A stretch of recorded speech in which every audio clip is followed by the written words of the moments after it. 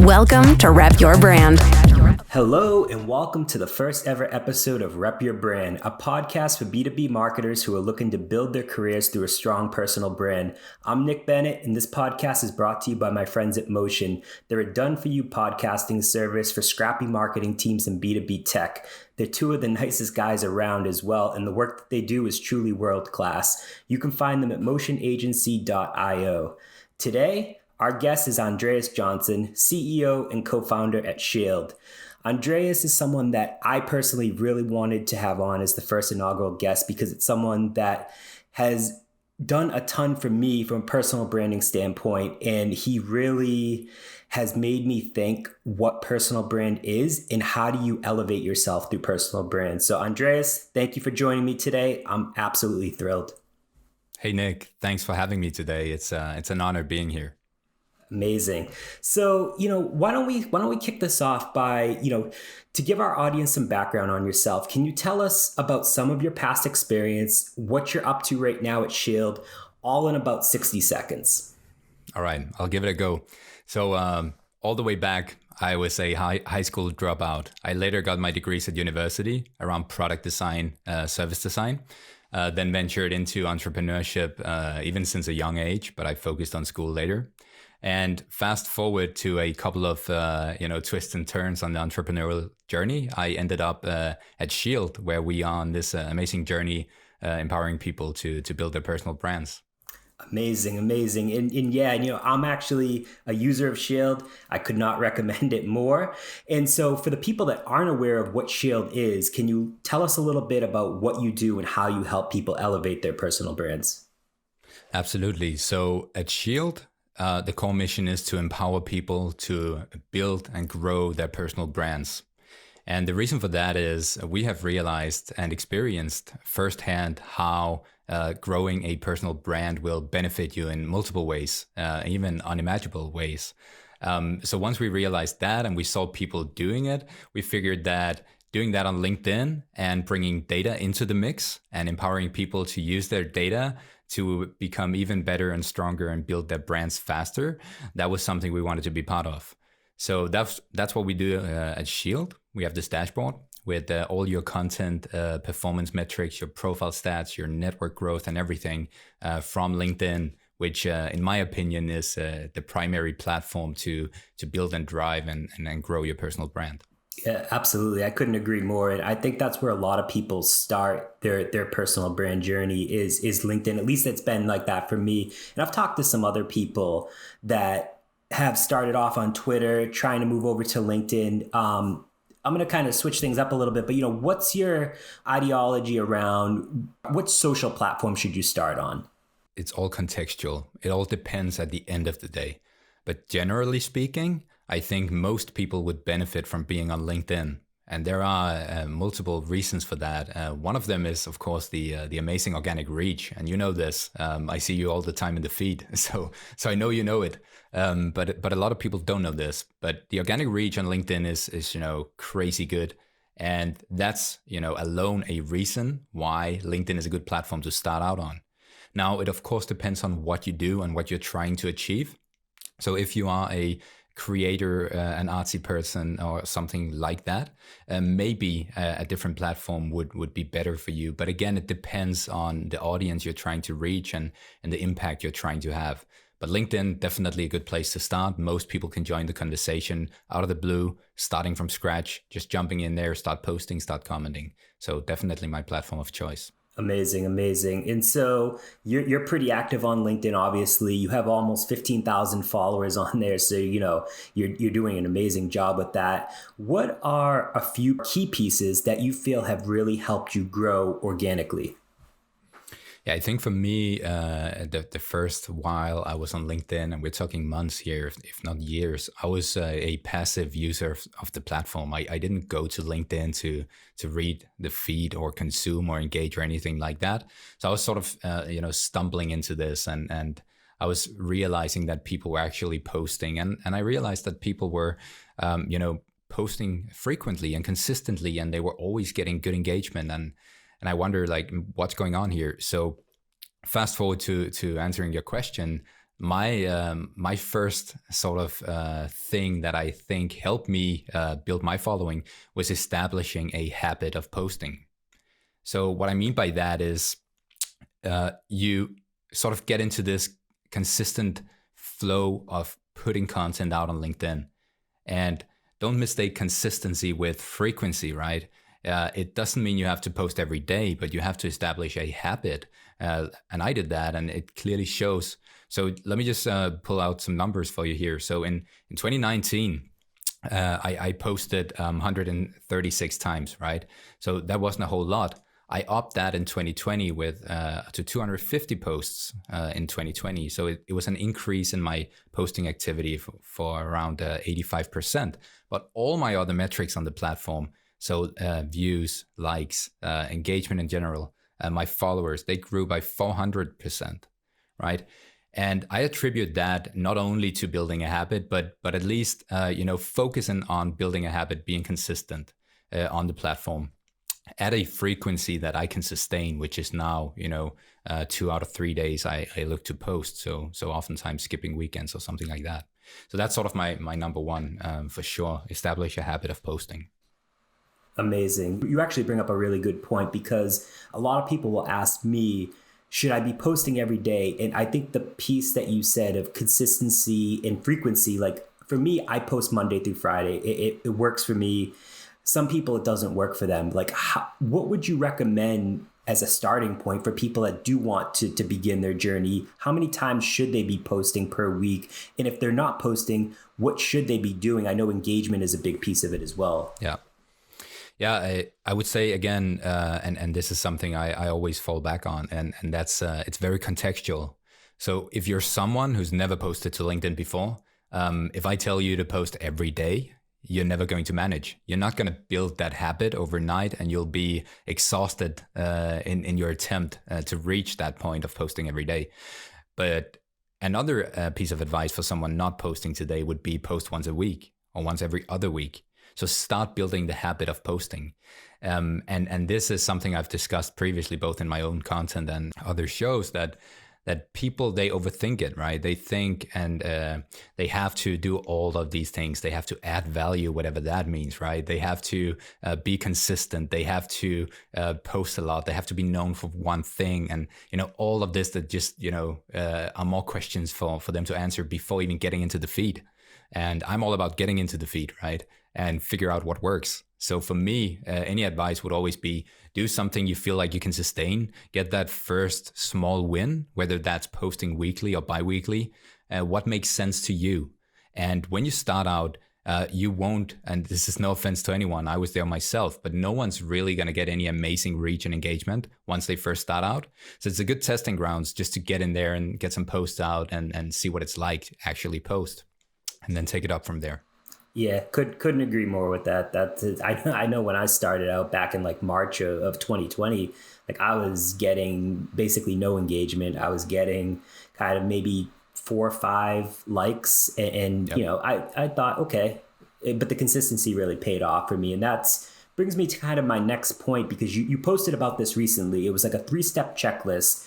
And so it resonated a ton with me, because the first step was, am I adding value, and is the value clear? And this is something that I talk to a lot of people about, because they're afraid that they can't add value to the content that they are posting. So how would you explain to others that are looking to grow their personal brands, what type of value are they providing, and is it clear? Because I think it's key for a lot of people, and that's where they fall off, because they aren't sure if they can actually do that.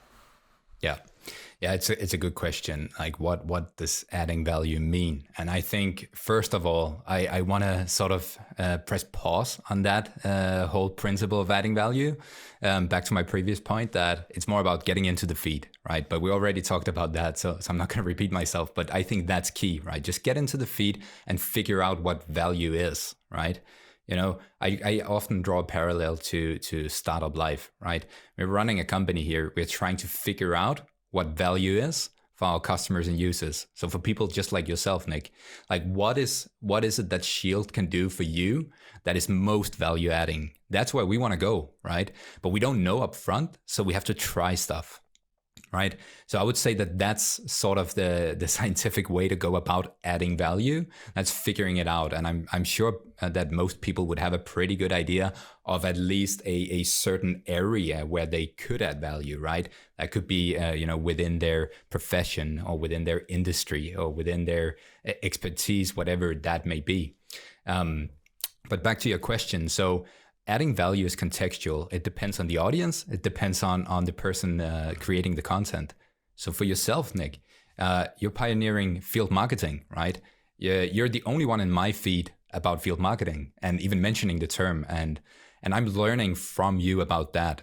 And I imagine your peers in marketing and sales also, they are learning a ton from you because you bring in your own experiences from the position that you also discuss, like field marketing, and you just share your journey, your thoughts, and how to build personal brands on top of that if you're on marketing. So for anyone in marketing and sales, you are adding a ton of value.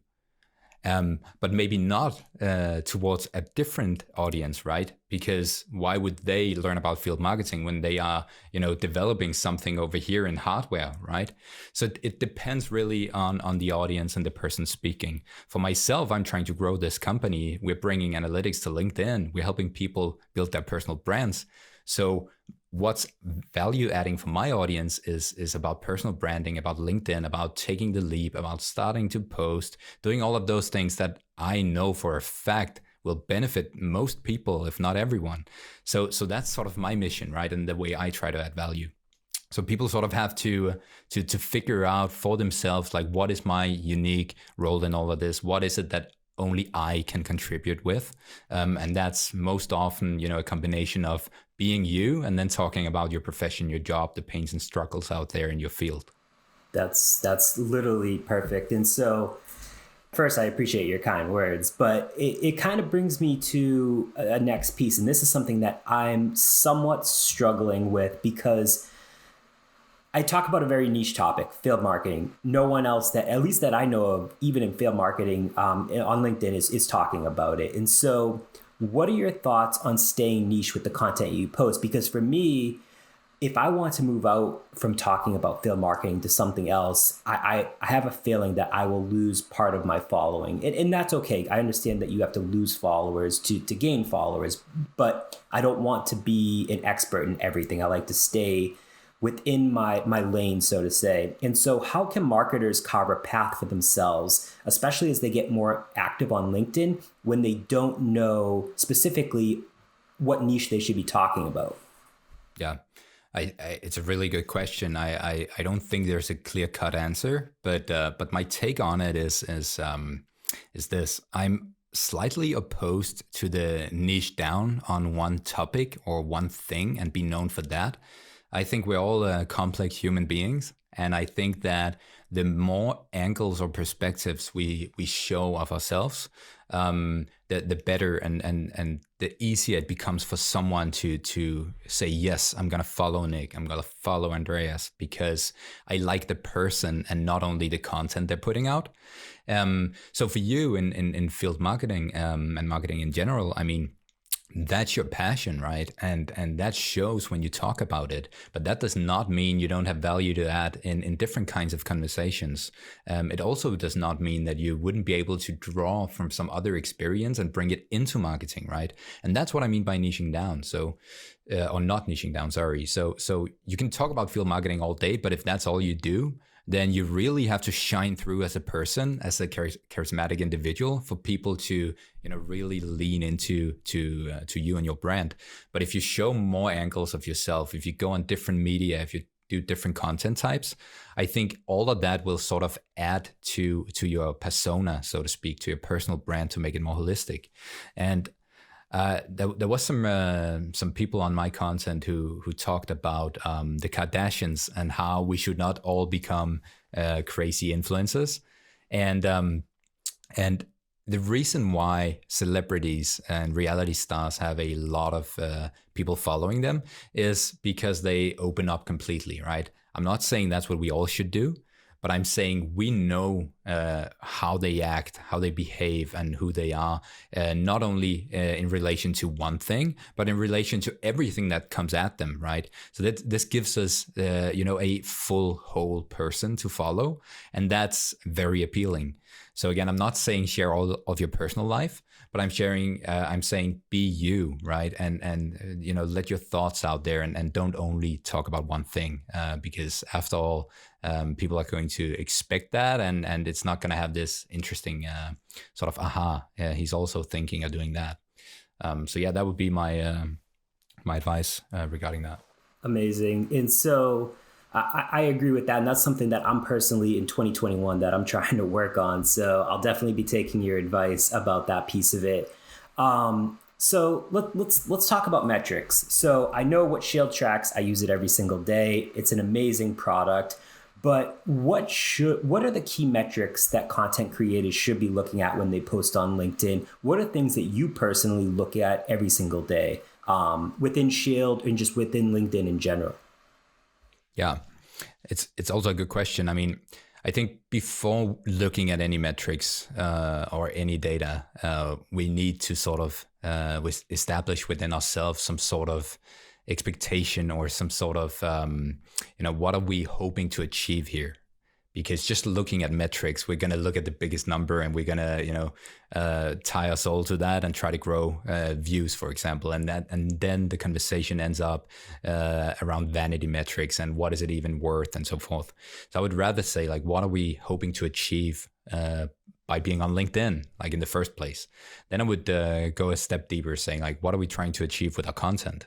So what are you trying to achieve? What am I trying to achieve? And once we have those sort of things in place, then we can start looking at metrics to see, okay, if I want to grow my company, if I want an engaged audience, maybe I should look at comments, right? I want to drive that metric. And if you just want to grow awareness of your brand, maybe views is what you're going for, right? So it really depends. So for me, what I do is I always go to Shield and look at my recent post. So the most recent post I made, I go onto that one as soon as I post it, and I look it up in Shield. Because what I can do is I can follow the speed metrics, the actual traction of the post. So I can see how many views per hour is this post getting. And I can see that accelerating. At some point, I can see that it sort of deaccelerates again. It loses speed. Then maybe someone comes along and engages with the post, and it picks up traction again. It gets a boost in views, and more people come into the post, and the post is still alive. But then I monitor this, and now I sort of know how long my posts live in the feed. And then towards the expected point of the post dying, I go in and check the speed. And if it's still going, I don't have to post again. I don't want to cannibalize my own post or anything of the sorts. So I just leave it be. And once it hits like 100 views per hour or something like that, then I know it's time to post again. I need a post picking up momentum, picking up traction, taking space in the feed, because this other previous post is getting out of there real quick. So that's one of the key things I look at daily, or at least in the hours and days following a post. So the second thing is I look at my audience demographics. So for me, it's kind of key that I target the regions of the world where I want to do business, for example, where I want to attract customers, where I know for a fact that there are a lot of customers and a lot of people using LinkedIn. So that's the US, for example. So that knowing that I want to target a region like that, the audience demographics is key for me to always make sure that my content is actually getting to the regions where I wanted to go, and reach the people with the right occupations as well that are relevant to me. So audience demographics and the post traction are sort of my top two. And this is a daily thing, because I try to post daily. So these are things I can always go and look at. Then to get more of take the pulse, I would say, of my progress on LinkedIn, I go to my last 4 weeks. So this is always a rolling period of time, last 4 weeks. And I look at my averages. So I look over the last 4 weeks, and that is always on Shield compared to the previous 4 weeks before that. So we're looking at an eight week period. And if my most recent 4 weeks are better than the 4 weeks before that across the metrics that I care about, then I'm progressing, and that's good. So that means I'm on track. I'm doing the right thing. And then, from there, it's about figuring out, so what did I do in those 4 weeks that was actually improving my metrics, and then do more of that. I'll take that topic up on a show like this or something of the sorts to boost that growth even further. So looking at recent posts and the traction to see when I need to post again, audience demographics to make sure that I target the audience that I feel like I can add value to and who I want to do business with or otherwise get in touch with. And then my averages over the last 4 weeks to make sure that I'm on track, improving my metrics that in turn improve and grow my business. Amazing. That's fantastic advice. And I know a lot of the listeners for this show are Shield users as well. So I think that'll be great advice. And for people that are looking for Shield, I think it'll be awesome as well. So I want to touch on something that I see a lot of people talk about on LinkedIn, and that's the algorithm. So what are your... Personally, I've always written for what I want to write. I don't care about any algorithm. I don't care, at the end of the day, how many views it really gets. Engagement is the key metric for me that I look at. And so what are your thoughts on the algorithm? Should people be writing content for the algorithm? Should they be writing content for themselves? Like, what's your viewpoint on that? Yeah. I think the algorithm, I don't spend a lot of time thinking about the algorithm, not when I create content. I'm super curious about the algorithm in general, because that is ultimately what makes or breaks a platform like LinkedIn, especially the social part of it. So the algorithm in its essence is supposed to bring you the right content at the right time, whatever that means to anyone. So trying to pander to the algorithm, doing things that it likes, for example, is a hack, right? It's only going to get you so far. What will get you really far over time as well is quality content for the right audience, right? So back to the value. So if you post about something that's close to you, you're passionate about, something you know something about as well, but also question and ignorant about it on some levels, right? We all are. Then that's much more interesting. And I think over time, you'll beat the algorithm by doing so, because you're going to have a compounded effect of your consistency that will just add people to your following, add people to your content, and more people will engage, more people will reach your profile and figure out who you are and start following you across platforms as well. So I think that it's much better to stop thinking about the algorithm.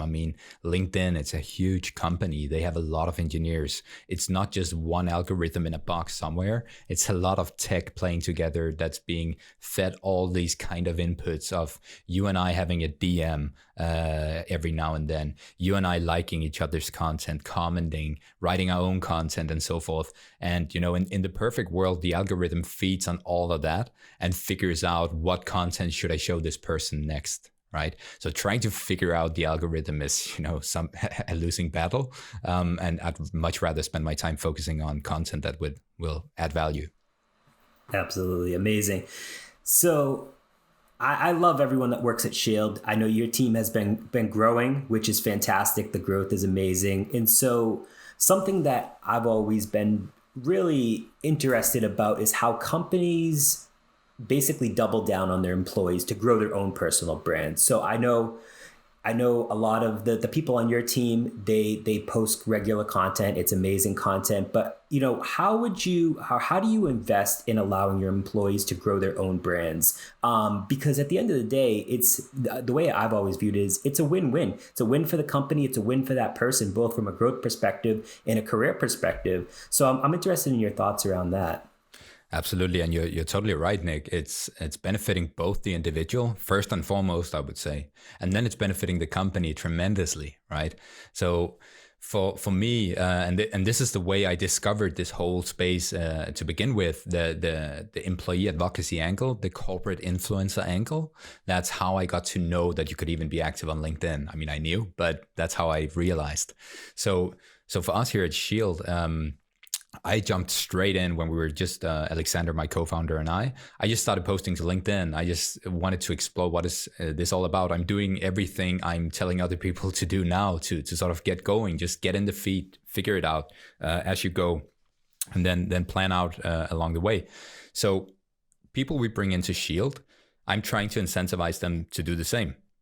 And the reason for that is I've seen firsthand on myself, with my own personal brand, how it's benefiting me, how it's benefiting the company, how it's benefiting the people that are close to me, because they are enabled through me. Like, I have to hand off certain things that I get inbound on LinkedIn because I don't have the time any longer to do all of those great things and take care of all those opportunities that come my way. So I'm trying to relay that to them, saying, hey, you may start from whatever point today, but surely you can build it up and become a force to be reckoned with. I mean, we all start from zero connections when we create our LinkedIn profile. None of us are any special, right? We're just, talking about it, talking about what we're passionate about, trying to add value to people, using that good old term that we discussed plenty right now. I mean, we're doing that in Shield. We're trying to incentivize people. We're not forcing anyone. If you don't want to post, I mean, it's of course a kind of weird role to be in a company that's all about posting and growing your personal brand and then not really doing it. But for some people, it takes time to mature and understand the space, and that's fine.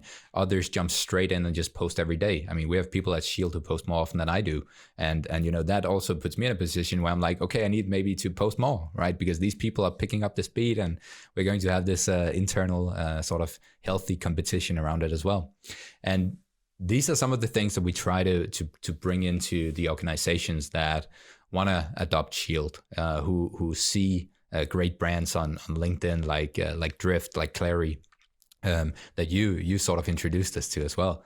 And when they see those companies, they see these employees who are just posting to LinkedIn every day and who are always there in the comments, and the companies who do not do that, they think to themselves like, oh, how do we go about this? Like, do we enforce rules that you have to post? Do we put it in job listings that it's a requirement, or how do we do it? But for me, it's more like the incentive to and motivation to find your own belief in this, your own reasons, whatever those could be. Get a new job, a promotion, make your job easier, make your life easier in sales, marketing, whatever it is, by connecting with people. So find sort of your own rationale behind posting to LinkedIn, not because someone tells you to do it. I think that's the key. That's incredibly well said. So, nothing's perfect in life. And I know we've talked about a lot of positive things now, but from your standpoint as a CEO of a company, on a daily, weekly, monthly basis, what are you finding to be your biggest challenges, and how are you overcoming it, both from a personal brand perspective, but also from, being a co-founder of a company? Yeah, so it's a great question. Biggest challenge and how to overcome that. So for me, I think I'm a bit of a masochist like that, because I chose to go down the entrepreneurial route, and that's all about challenges all the time, and especially in my role in a company like this. So now we're 20 months on the commercial journey of Shield, and 10 of them have been through the pandemic as well. So I think my biggest challenge is navigating the very uncertain and unpredictable climate of things, and pulling it all together, making people thrive in the company, so we can sustain the growth and everything, that people are motivated to put in the extra work. And then at the same time, we're also a bootstrapped company, so we rely on our customers paying us, and the only growth that we're seeing is going to come from customers and customer revenue. So all of that is sort of the challenge of the day, every day, and not so much around my personal brand.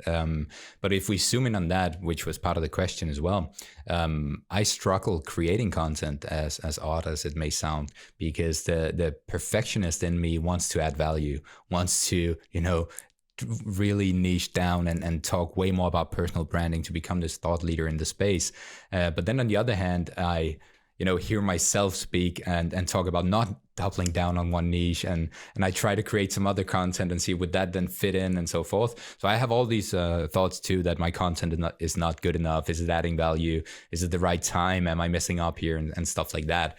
But it's all in our heads. I mean, no one's perfect. You said it yourself. It's absolutely true. And certainly I'm not perfect. I'm just trying and trying my best, and that's all we can ever do.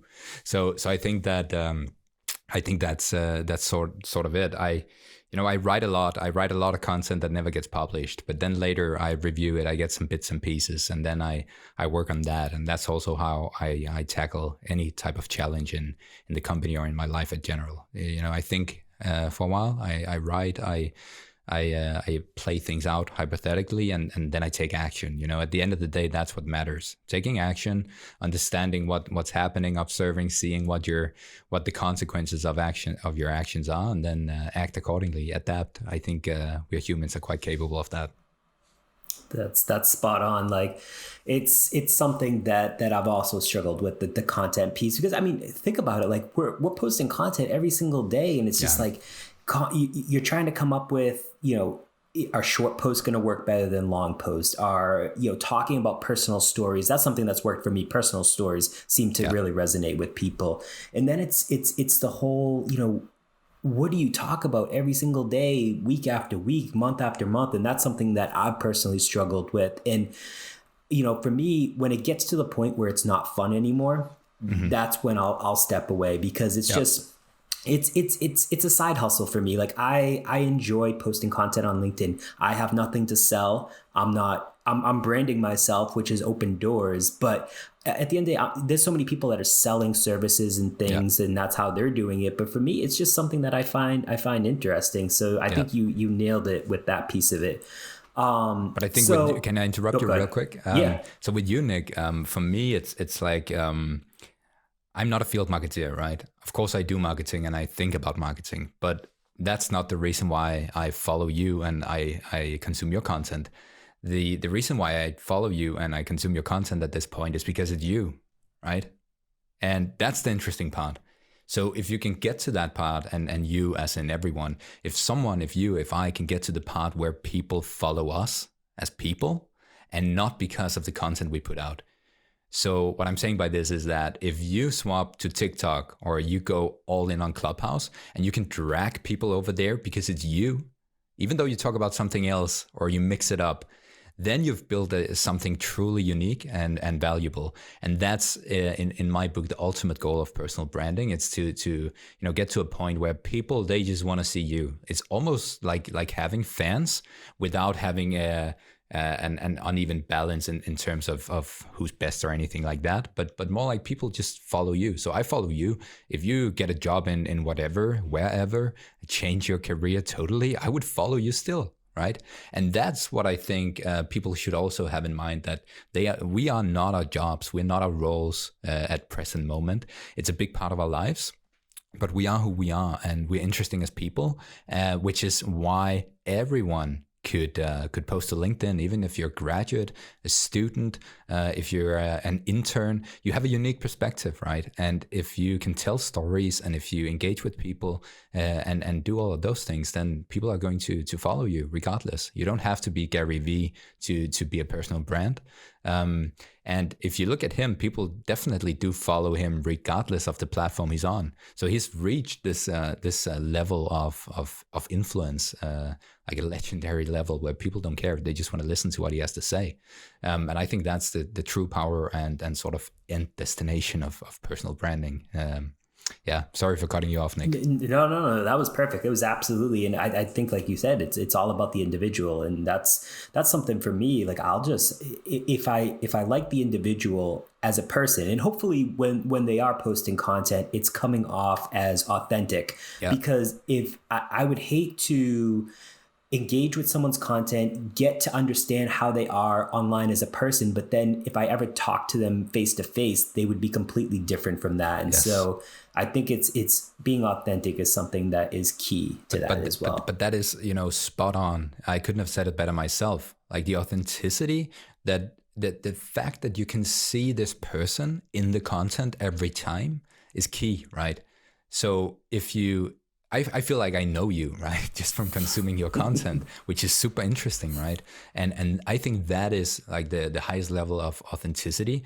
The highest level of authenticity is in my opinion, not posting about your personal life, your kids or your vacations, right? I mean, you can do that, but I would probably suggest you do that on another platform. But being able to see you in the content, you can see that by the emojis you choose, right? You can see that by the way you format a text post, right? I always have this check with my own post, like, does this look and sound like me? If I don't look at my name and avatar, would I be able to identify this post as my own, right? Before I post, because then it is authentic to me, right? And hopefully the people who know me or talk to me, they can see that too, that, yeah, I wrote this. I didn't have someone write it for me. I wrote this, right? That's why it's authentic. So I think you're spot on with that. Definitely, Nick. Well said. Amazing. So I think we're coming up on time. So I wanted to close with just a few last questions here for you, because I want to be cognizant of your time as well. And so, what's your favorite resource? So it could be online, could be offline, that you rely on to kind of keep up to speed and keep your brand fresh. Oh, that's a good question. So my first thought was people being my, key resource. And maybe it's due to my training from school, but the whole customer human-centric mindset is how I, live and breathe. And what do I mean by that? So for me to keep myself on my toes, for me to keep Shield fresh, for me to, always try to steer in the right direction with the projects we have going on, I have to be in touch with the market. And the market at large. So not just people buying from us, but people in general out there. So the people we sell to, the people who know us, the people who follow my content. I need and thrive on the engagement and reading comments and asking people questions and taking questions and being challenged on my thinking. So it all starts with, people around me. So my colleagues every day, amazing people who always challenge my thinking, right? Then the second layer, customers, users of Shield. Then everyone, including yourself on LinkedIn, engaging with my content, always giving me input. And all of that is my key resource to do what I do. And fortunately so, I mean, otherwise we would rely on only me trying to come up with all of this. And that wouldn't go well. I'd much rather, engage with people and figure it out like so. Amazing. Yeah. And so what is your key resource?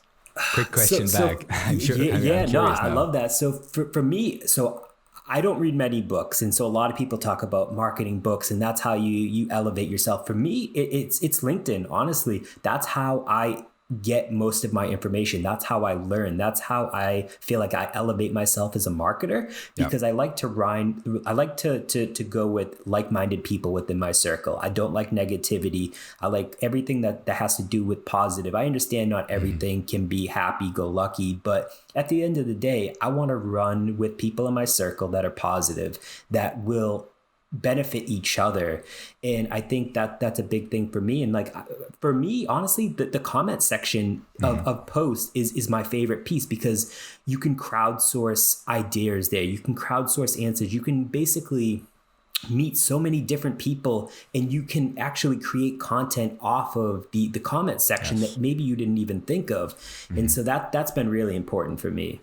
Absolutely. It's a great answer. And I think especially the comments, right? And once you get to a certain point where you have people always commenting on your content, so you start averaging, 5 comments, 10 comments on your posts, you just know that you can throw things into the feed and you'll get this feedback, right? People will comment, they will share their thoughts. And since you posted the original piece, you had something in mind that triggered someone else who's now responding to your thoughts, right? Which means that you're going to get feedback on the original thought that you had in the post, right? So it's this iterative loop of knowledge being created and shared. And that's beautiful, right? And that's what I meant by people, right? And LinkedIn is of course, naturally a huge aspect of all of this in my life as well. It makes a whole lot of sense. Exactly. Andreas, I could honestly talk to you for hours, but do you have any final parting words for anyone who wants to start creating their own personal brand? Because this is a question that actually I get a couple times a week from people that are more younger, and they just like, I don't know where to start. So what do you have for people? Yeah, I think that it's key to understand that a personal brand is not detached from you before you start. You already have it. You are your own personal brand. I think the question people need to ask themselves is, do I want my immediate, physical circle of people that I work with, 10 people or so? Do I only want them to know how great I am at something, or do you want, thousands of people to get to know you and listen to your perspective? So that's for me is always, the key thing. Like, would you only want 10 people to know what you do and how well you do it, or would you want an unlimited amount of people to get to know you and what you do? And naturally, the last part is the interesting part, right? Because that's where you generate opportunities. Then back to everything we talked about regarding, being known for one thing and thinking about adding value and so forth. Like, my key advice to people starting out is get out of your own head and get into the feed, right? That's where the magic happens. So get out of your head, get into the feed. I think that's maybe my next go-to advice, that people should just do that, right? And I think that if you're always only scrolling, you're missing out on any given platform. You're consuming, right? You're basically just benefiting the company and the people who are creating, but why not flip it around and become the creator? I think that's a unique opportunity, especially right now as we spend, our lives online, unfortunately. So I wouldn't want to miss out. Get into the feed. And also, a note on that is we all completely control how much we put out there, what we put out there, and so forth. So it's not like playing the roulette or anything like that. You're actually in control of how fast and how much you do and so forth. So it will never become uncomfortable. And if it does, or it becomes it feels like work all of a sudden or something like that, you can just, tone it down or stop completely. Like you said, if it bores you at some point, or if it becomes a hassle, then you can just back down. I mean, that's up to us. So I would say that's super interesting. And all you need is your phone, right? That's amazing, right? The thing we all carry in our pockets every day, that's all you need to get thousands of followers and endless opportunities. That's literally spot on. It's amazing advice. And so I want to end with this where, Andreas, thank you for everything. Where can people go to learn more about you and Shield if they want to? Yeah, absolutely. So I spend most of my time on LinkedIn. And I just go by my name. Should be easy to find. I hope I look like I do in this recording. I think so. So that should be an easy way to find me on LinkedIn. For Shield specifically, you can go to shieldapp.ai. So that's shieldapp.ai, where you can grab a free trial, get your own LinkedIn metrics, see what it's all about. So those would be my two go-to options to get in touch. Perfect. Well, Andreas, thank you again. It was really, amazing to have you as the inaugural guest on Rep Your Brand. I appreciate you spending some time with us, and I can't wait to show the world this podcast. So thank you. Thank you so much for having me, Nick. It's an honor being the first on your show.